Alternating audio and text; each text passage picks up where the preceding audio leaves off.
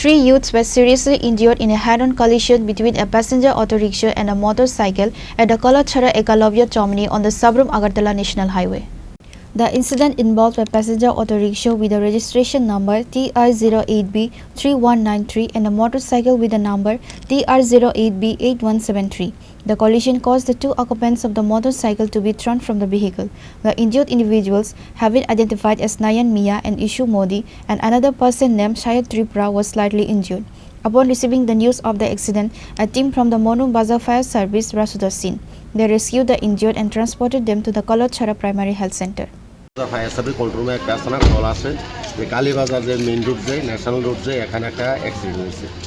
আমরা পরে খবর পাওয়ার সঙ্গে সঙ্গে আসি এবং আমরা ইনফরমেশান আমরা যখন স্টাফ আসছিল সেই আসলে আমরা ইনফরমেশান দিছে সঙ্গে সঙ্গে আসার পর দেখে আমরা 2জন ইনজুর্ড পার্টি পাইছি। এরা বাড়ি হচ্ছে বিলুনিয়ার, একজনের নাম হচ্ছে নয়ন মিয়া বিলুনিয়া বাড়ি, আরেকটা হচ্ছে ইসুমদি আরেকজন, আর আরেকজন আছে নর্মালে হ্যাঁ ইনজুর্ড হয়েছে, প্লাস 3জন, 2জন সিরিয়াস ইনজুর্ড, একজন হচ্ছে নর্মাল, আরেকজনের নাম হচ্ছে ত্রিপুরা, তার বাড়ি মনোমান।